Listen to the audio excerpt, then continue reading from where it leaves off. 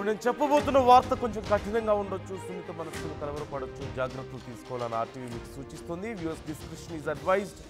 హన్మకొండ జిల్లా పెద్దపెండ్యాల గ్రామంలో ఒక దారుణ ఘటన చోటు చేసుకుంది.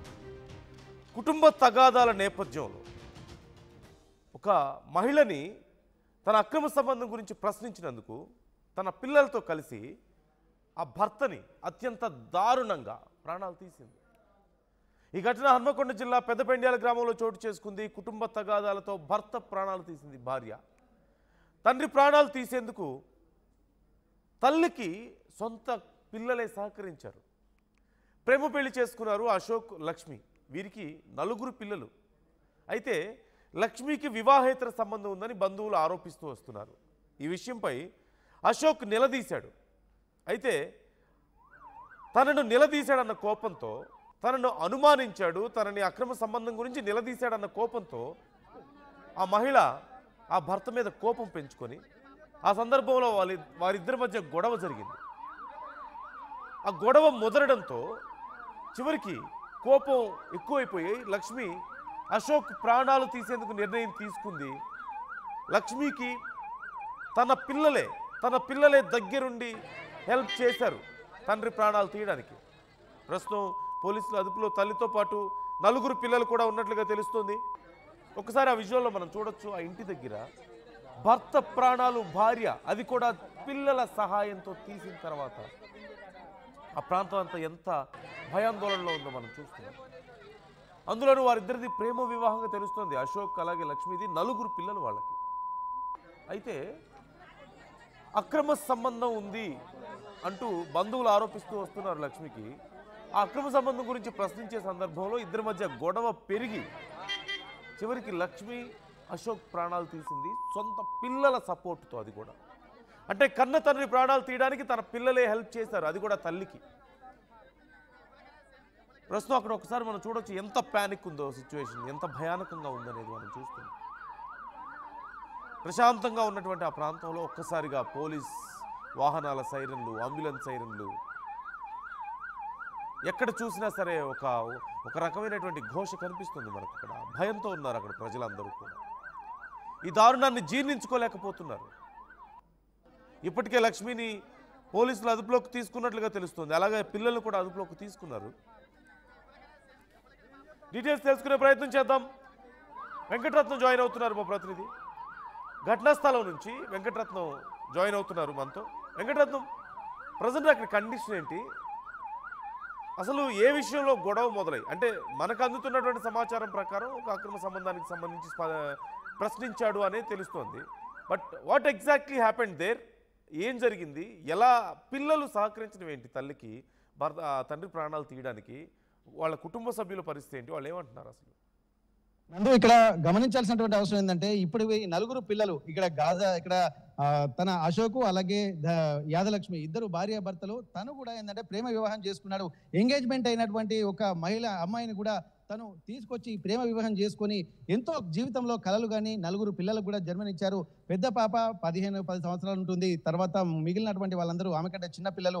ఈ 4 పిల్లలు కూడా ఎంతో అన్యోన్యంగా ఉండేటువంటి వాళ్ళు. కాకపోతే ఇక్కడ ఉన్నటువంటి ఆ పోలీసులకు ఇచ్చినటువంటి సమాచారము, అలాగే ఇక్కడ ఉన్నటువంటి బంధువులకు తెలిసినటువంటి సమాచారం ప్రకారం అక్రమ సంబంధాలే ఇక్కడ భర్తను కడతీర్చడానికి కారణం అంటున్నారు. ప్రశ్నించినందుకే తన భర్త మీద తన 4 పిల్లలతో కలిసి తనను ఇక్కడ నిష్కారణంగా కూడా చంపినటువంటి పరిస్థితి అని చెప్పి ఇక్కడ ఆవేదన వ్యక్తం చేస్తున్నారు. ప్రస్తుతానికైతే మనం పెద్దపెండ్యాల గ్రామం దగ్గర ఉన్నాము. తను ఈ ఇంట్లోనే వాళ్ళు మొన్నటి వరకు ఉండేటువంటి పరిస్థితి. ఈ ఇంట్లోనే తండ్రిని అంటే తన భర్తను అలాగే 4 పిల్లలతో కలిసి చంపినటువంటి పరిస్థితి కనిపిస్తుంది. ఇప్పటి వరకు ఎంతో అన్యోన్యంగా ఉండాల్సినటువంటి కుటుంబాలు ప్రస్తుతం మనం ఉన్నటువంటి ఈ ప్రాంతంలోనే ఆ భర్తను కొట్టి చంపి ఇక్కడ చేసినట్టుగా తెలుస్తుంది. ఒక్కసారి ఇక్కడ స్థానికంగా ఉన్నటువంటి మహిళలతోటి కూడా మాట్లాడదాం. ఎందుకంటే పెద్ద పాప కూడా తను చేసినటువంటి తప్పు, ఎందుకంటే తల్లికి సహకరించింది కానీ తండ్రిని చంపుతున్నామన్నటువంటి ఆందోళన కూడా వాళ్ళకి తెలియదు. ఎందుకంటే వెంకటరత్నం, ఒక్కసారి నా మాట మీరు వినండి. మనకున్నటువంటి కొన్ని రకాల రిస్ట్రిక్షన్స్ వల్ల మనం కొన్ని పదాలు యూజ్ చేయకూడదు. దయచేసి కొన్ని పదాల విషయంలో కొంచెం జాగ్రత్తగా మాట్లాడండి. So please carry on. And ఆ చిన్నపిల్లల వయసు ఎంత ఉంది?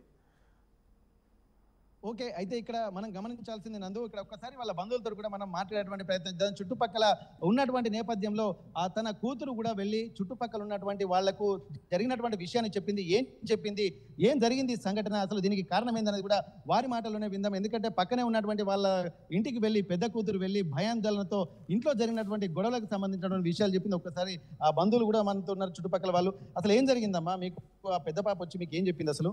పని పోయొచ్చి అక్కడ కూర్చున్నాం, అర మీద స్నానం చేసుకుని అర మీద కూర్చున్నాం. నేను మా మరదలు కూర్చుంటే వచ్చింది అమ్మమ్మ, మా నాన్న, మా డాడీ, మా అమ్మ జవడం పెట్టుకుంటాను రారా అమ్మమ్మ అంటే, వద్దు మీ డాడీ తాగి ఉన్నాడంట, తాగి ఉన్నాడు అమ్మమ్మ అని అన్నది.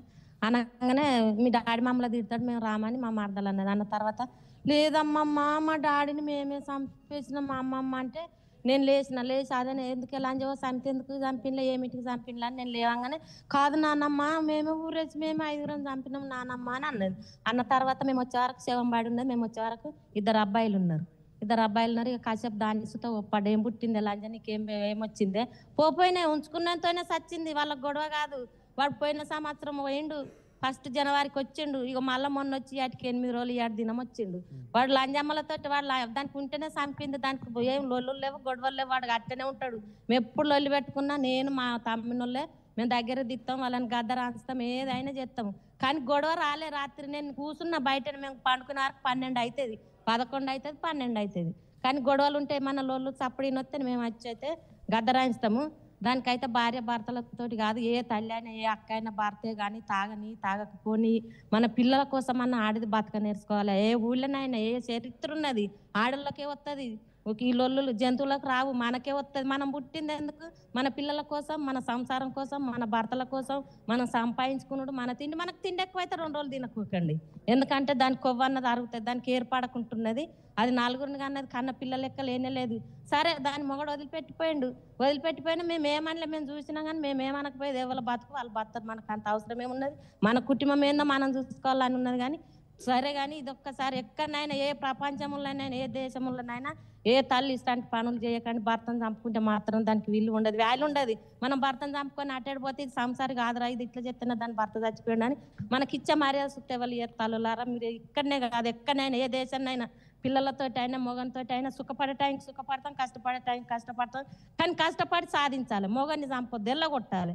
మనకు భర్త అదే వెళ్ళిపోయింది అని చెప్పాడు, తను ఏం చేస్తాడు, మా జాబ్ ఏం చేస్తాడు, ఉద్యోగం ఏం చేస్తాడు, చెప్తాడు హోటల్లో పెట్టిపోయింది అంటే పిల్లలు ఉన్నారు కదా, ఇద్దరం ఇంటికి అంటున్నాం కదా, ఈడ కూలు దొరకలేదు కదా, మనకు సరిపోయేంత తిండి లేదు కదా, నేను అక్కడ హోటల్లో పని చేస్తానని ఇక్కడ ఉంచి ఆయన పోయి 2 నెలలకోసారి 3 నెలలకోసారి ఈసారి అయితే సంవత్సరానికి వచ్చిండు. అంటే పిల్లల్ని వదిలిపెట్టి సంవత్సరం దాటి జనం పక్కనే కదమ్మా, ఆయన రాడు. మరి ఇక్కడ పరిస్థితి ఏమన్నా తనకి ఇబ్బందిగా ఉండేదా? ఏం లేదు, ఇబ్బందిగా ఏం లేదు. కానీ ఆయనకు అంత ఇష్టం లేకుండొచ్చు. ఇక ఉన్నారు కదా మా అమ్మ మా నాన్న చుట్టుపక్కల వాళ్ళు అంత ఉన్నారు కదా, ఊళ్ళోనే ఉన్నారు అన్న ధైర్యం మీదనే ఉండేదో మరి, లేకపోతే ఏమనుకునేది. కానీ ఆయన అయితే రాకపోయేది. 1 జనవరికి వచ్చిండు, ఇక మొన్న వచ్చిండు. అంటే ఈమె వ్యవహారం ఎట్లా ఉండేదమ్మా మరి పిల్లల్ని పట్టుకొని? ఇక ఈమె ఏ వారం ఏం చెప్పినా ఇక